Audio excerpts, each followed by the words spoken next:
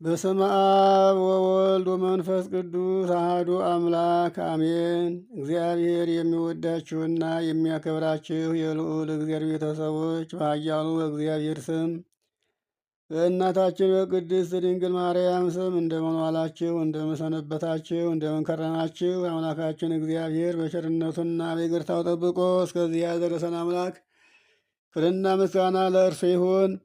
እንግዲህ የምታውቁትም የማታውቁትም እንግዲህ የሰማችሁትም ያልሰማችሁትም ማለት ነው በዚህ በሥላሴ ሚዲያ የሚተላለፈው አንደኛ የመጀመሪያው ሃይማኖተ አበው ነው። ቀጥሎ መጽሐፍ ቅዱስና የመጽሐፍ ቅዱሱ አንድምታ ትርጓሜው ነው።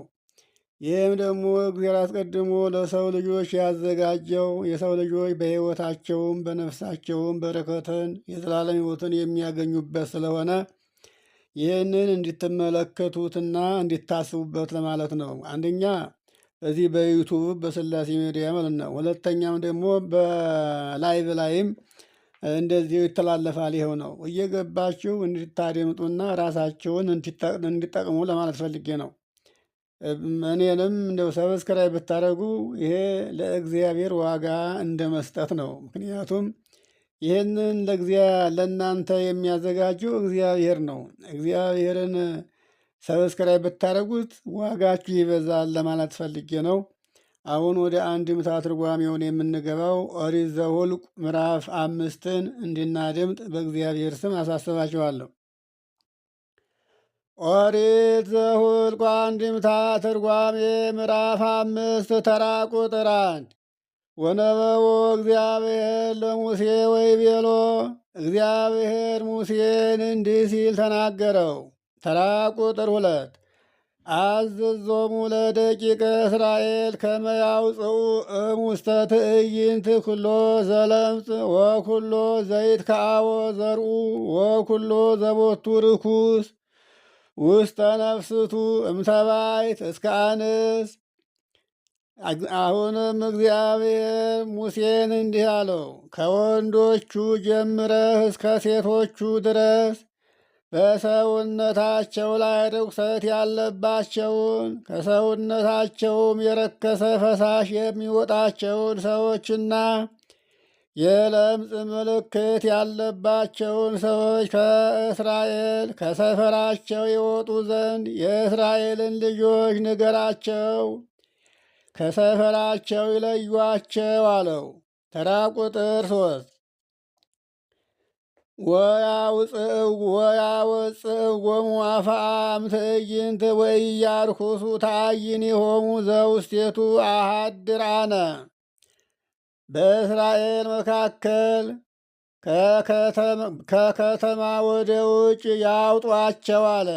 እኔ በእስራኤል መካከል የማድርባቸው ነኝና ከተማቸውን እንዳያረግሱ ከእስራኤል ለዩአቸው አለ። ከሰውነታቸው ፈሳሽ የሚወጣቸውና ለምጽ ያለባቸው ሰዎች ከሰውነታቸው የሚወጣው ፈሳሹ እስከሚተዋቸው ከለምጻቸውም እስከሚነጹ ድረስ ሌላውን ሰው እንዳያረግሱ ይለዩ አለ። ተራ ቁጥር 4 ወገብሩ ከማሁ ደቂቀ እስራኤል ወአውፅእዎሙ አፍአም ትዕይንት በከመ ይቤሎ እግዚአብሔር ለሙሴ ከማሁ ገብሩ ደቂቀ እስራኤል። እግዚአብሔር ለሙሴ እንደተናገረውና እንዳዘዘው የእስራኤልም ልጆች እንዲሁ አደረጉ። ከሰውነታቸው ርኩስ የሆነ ፈሳሽ የሚወጣቸውን ሰዎች ለምጽም ያለባቸውን ሰዎች ወንዶችንም ሴቶቹንም ከመካከላቸው ለዩአቸው። ተራ ቁጥር 5 ወነበቦ እግዚአብሔር ለሙሴ ወይቤሎ፣ አሁንም እግዚአብሔር ሙሴን እንዲህ ሲል ተናገረው። ተራ ቁጥር 6 ንግሮሙ ለደቂቀ እስራኤል ወበሎሙ እመኒ ብእሲ ወእመኒ ብእሲት እመቦ ዘገብሩ እምኩሉ ኃጣውእ ዘይገብሩ ኩሉ እጓለ እመሕያው ተአዊሮሙ ወእመኒ በኢያእምሮ።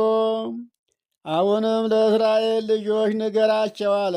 ወንድም ቢሆን ሴትም ብትሆን ማንኛውም ሰው ሁሉ ከሚሰሩት ኃጢአት ሁሉ ቸል ብለው ባለማወቅም የሰሩት ቢሆን አውቀውም የሰሩት ነገር ቢኖር የሰሩት ኃጢአት ቢኖር አለ። ተራ ቁጥር 7 ወነስሐት ይእቲ ነፍስ ወአይዲአት ኩሎ ኃጢአታ ዘገብረት ዘያገብ ዘነሳ ርእሰ ነዋዩ። ያቺ ነፍስ የዛ ሰው ሰውነት ተጸጽታ የሰራችውን ኃጢአት ሁሉ ለካህን ብትናገር ብትናዘዝ ከሰውም ሰርቃም ሆነ ቀምታ የወሰደችውን ገንዘብ የምታምን ነፍስ ብትሆን የወሰደችውን ገንዘብ ለባለቤቱ ልትመልስ ብትፈልግ ይመልስ አለ። ለባለቤቱ ሊመልሱ ቢወዱ ይመልሱ አለ። አይነቱን ይመልሱ ማለት ዋናውን የወሰዱትን ገንዘብ ይመልሱ አለ። ይህ እንግዲህ ሰርቀውም ቀምተውም አጭበርብረውም የወሰዱትን ገንዘብ ነው። እንደገና ተጸጽተው ለመመለስ ከፈለጉ የወሰዱትን ምንም ሳያስቀሩ ይመልሱ አለ። ወአመስተ እዴሁ ይዌስክ ላዕሌሁ ወያገብ ለበዓለ ነዋዩ አለ። አደራ የተቀበለ ሰውም ቢኖር ብድርም የተበደረ ሰው ቢኖር አደራውን ተቀብሎ ብድርም ተበድሮ አላውቅም የሚል ሰው ቢኖር አላውቅም ብሎ አልተበደርኩም ወይም አደራም አልተቀበልኩም ብሎ ከካደ በኋላ ተጸጽቶ የዛን ሰው ገንዘብ ሊመልስ ቢወድ አለ ለባለ ገንዘቡ በአይነቱ ላይ በዋናው ላይ 5 እጅ ጨምሮ ይመልስ አለ። ይህ እንደ ቅጣት ነው። ምክንያቱም አደራ ተቀብሎ አደራ አልተቀበልኩም፣ ተበድሮ አልተበደርኩም ብሎ ክዶ ነበርና በኋላ ቢያምንም ስላመነ አይነቱን ብቻ ሳይሆን መመለስ ያለበት ከተበደረው ገንዘብ በላይ ወይም አደራ ከተቀበለው ገንዘብ በላይ 5 እጅ ጨምሮ ይመልስ አለ። ተራ ቁጥር 8 ወመሰ አልቦ ሰብ ዘይሐስሶ ወአልቦ ሐሳሲ ዘይትፈደዮ ለእግዚአብሔር ውእቱ ዘንስሐሁ ወይሁቦ ለካህን ዘእንበለ በግ ዘቦቱ ያስተሰሪ ሎቱ። ያም ሰው አደራም ተቀብሎ ወይም ተበድሮ ለሰውየው የሚከፍለውን ገንዘብ የሚፈልግ ዘመድ ባይኖረው ባለቤቱ ያበደረው ወይም አደራ የሰጠው ሰው ባይኖር ቢሞት ማለት ነው። እንደገናም የእሱ የቅርብ ዘመድ የሆነ የእሱን ገንዘብ ለመቀበል የሚችል ሰው ባይኖረው የዚያን ሰው ገንዘብ የንስሐ ገንዘብ ነውና ለእግዚአብሔር ወደ እግዚአብሔር ያግባ አለ። ለእግዚአብሔር ይስጥ፣ ይህንም ካህኑ ይቀበል አለ። ኃጢአቱን ከሚያስተሰርይበት ከበጉ ሌላ ለካህኑ ይስጥ አለ። ይህም ያ ሰው ለራሱ ኃጢአት የሚያስተሰርይበት በግ አለውና ስለዚያ ገንዘብ ፈንታ በጉን ብቻ ይዞ እንዳይመጣ። በጉ የራሱ የኃጢአቱ ማስተስረያ ነው። የሰውየውንም ገንዘብ ተቀባይ ዘመድ የሌለው ከሆነ ለእግዚአብሔር ይስጥ አለ። ተራ ቁጥር 9 ወኩሉም ቀዳመያት ዘያወፅኡ ወኩሉ ብፅዓቲሆሙ ለደቂቀ እስራኤል ዘያበጉ ለእግዚአብሔር ለካህን ውእቱ። እስራኤል ሁሉ ከመጀመሪያው አዝመራቸው መጀመሪያ ከሚያገኙት አርሰው ቆፍረው አዝምረው መጀመሪያ ከሚደርሰው እህላቸው የእስራኤል ልጆች ሁሉ የሚያመጡ ስለታቸው ሁሉ የሚሰጠው ለካህኑ ነው አለ። ካህኑ ለካህኑ ይስጡ፣ ካህኑ ይቀበላቸው አለ። ይህም አስራት በኩራት ነው። መጀመሪያ የደረሰውን አዝመራቸውን ለእግዚአብሔር ያምጡ፣ እሱም ተቀባዩ ካህኑ ይሁን አለ። ተራ ቁጥር 10 ወብፅዓቲሆሙ ለእለ አሐዱ ለካህን ዘተመጠወ ሎቱ ውእቱ። የእያንዳንዱ ሰው ስለታቸውን ለተቀበለው ለካህኑ ነው። የእያንዳንዳቸው ስለታቸውን ለተቀበለው ለካህኑ ነው አለ። ይህም እነሱ አስራት በኩራት አድርገው ስለትም ተስለው የሚያመጡትን ካህኑ ተቀብሎ ይሄ ለሚያገለግሉት ለካህናት ነው አለ። ተራ ቁጥር 11 ወነበቦ እግዚአብሔር ለሙሴ ወይቤሎ። አሁንም እግዚአብሔር ሙሴን እንዲህ ሲል ተናገረው። ተራ ቁጥር 12 ንግሮሙ ለደቂቀ እስራኤል ወበሎሙ ብእሲ ብእሲ ለመቦ ዘአበሰት ብእሲቱ ወታወረቶ። ለእስራኤል ልጆች ሁሉ እንዲህ ብለህ ንገራቸው አለ። ማንኛውም ሰው እያንዳንዱ ሚስቱ የበደለችው ሰው ወይም ቸል ብላ የናቀችው ሰው ቢኖር አለ። ተራ ቁጥር 13 ወወ ዘሰከበ ምስሊሃ ተአዊራ ወዘመወት ወኢያእመራ ምታ። ባልዋን ቸል ብላ ሌላ የደረሰባት ሰው ቢኖር በባሏ ላይ ብትሰስን ባሏ መሰሰኗን ባያውቅ አለ። ወሃብአ ተምኔሁ እንዘርኩስ ይእቲ ዋልቦ ስም ዘይዘልፋ ወእመኒ ንጽሕት ይእቲ። በዝሙት ምክንያት ረክሳ ሳለች መሰሰኗን ከባሏ ብትሰውር መሰሰኗንም የሚመሰክርባት ምስክር ባይኖር ከኃጢአትም የነጻሽ ብትሆን አለ። ተራ ቁጥር 14 ወመጻ ኀቤሁ መንፈሰቅን ወቀና ላዕለ ብእሲቱ እንዘ ርኩስት ይእቲ ወእመቦ እንዘ ኢኮነት ርኩስተ ወመጻ ላዕሌሁ መንፈሰቅን ወቀና ላዕለ ብእሲቱ።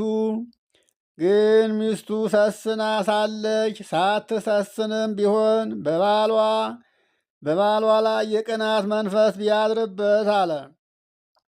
ተራ ቁጥር 15 ወያመጽአ ውእቱ ብእሲ ለብእሲቱ ሀበ ካህን ወያመጽእ ቁርባኖ በእንቲአሃ 10 እዴሃ ለመስፈርተ ኢፍ ሐሪፀ ሰገም።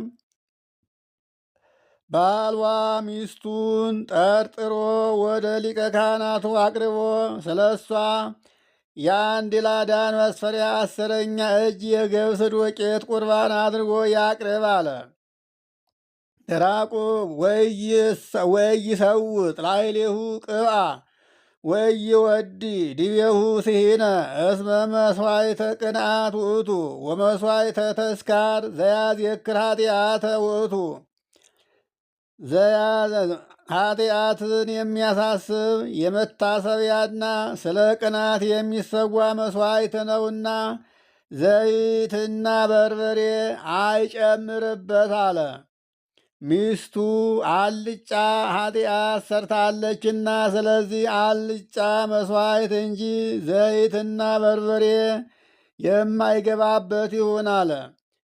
ከኋላ እንደተመለከትነው ወደ እግዚአብሔር የምታመጡት መባ መስዋዕቱ ሁሉ አልጫ መስዋዕት እንዳታመጡ፣ ጨውና በርበሬ ያልገባበት መስዋዕት እንዳትሰዉ ብሎ ነበርና፣ እዚህ ግን ሚስቱ ባሏ ሳያውቅ አልጫ የሆነ ኃጢአት ሰርታለችና አልጫ መስዋዕት ያምጣለ።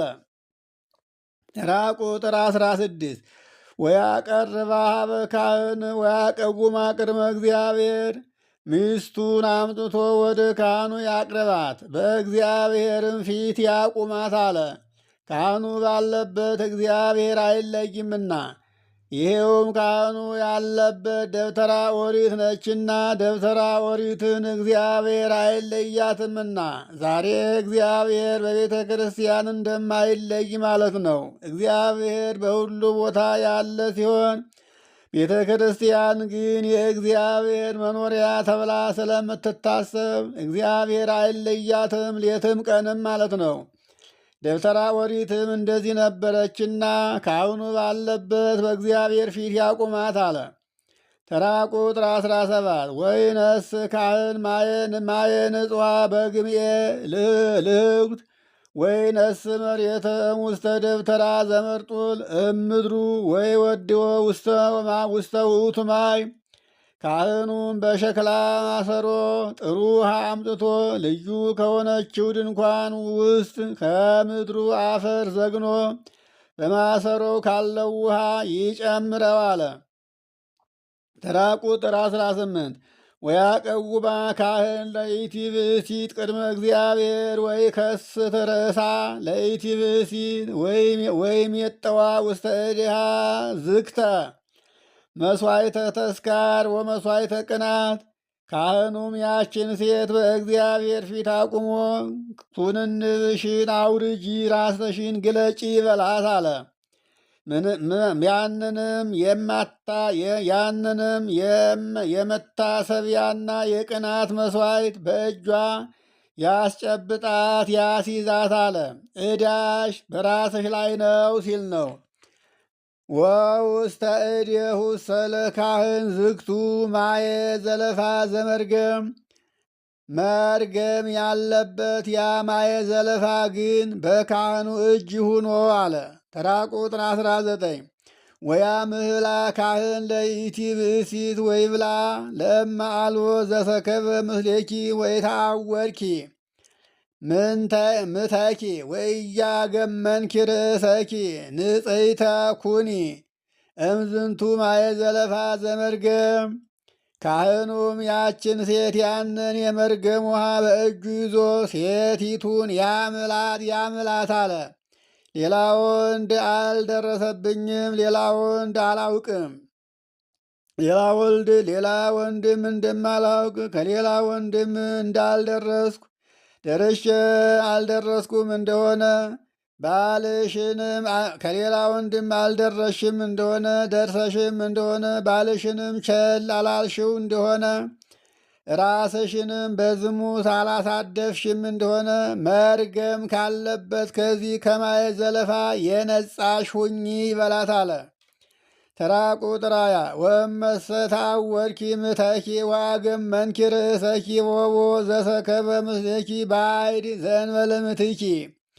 ባልሽን ንቀሽ ባልሽን ችላ ብለሽ ራስሽን በዝሙት አሳድፈሽ እንደሆነ ግን ከባልሽ በቀር ሌላ ወንድ ካንቺ የደረሰ እንዳለ ርግምተ ኩኒ ያለበት ነው። የተረገምሽ ሁኚ ብሎ ያምላታል አለ።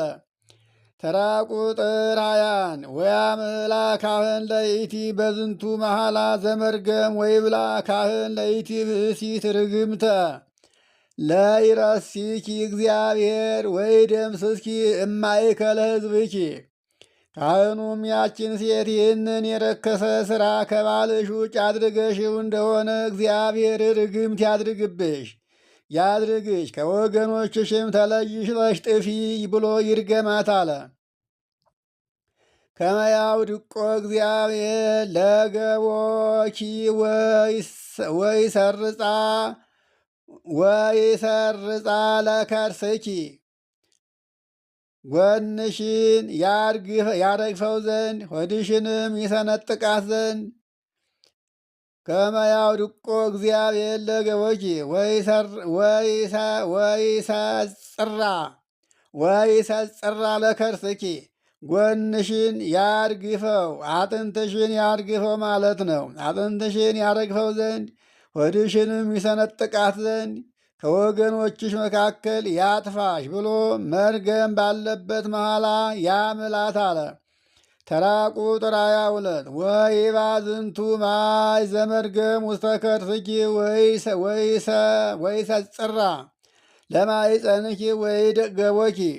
ይህ መርገም ያለበት ማየ ዘለፋ ወደ ሆድሽ ገብቶ ማኅፀንሽን ይሰንጥቃት፣ የጎንሽም አጥንት ይርገፍ፣ የጎን አጥንትሽም ይርገፍ። ይህን አላደረግሽ እንደሆነ ግን በወንድ ልጅ እግዚአብሔር ይታረቅሽ ብሎ ያምላት አለ። ተራ ወትብል ይእቲ ብእሲት አሜን ወአሜን ትበል።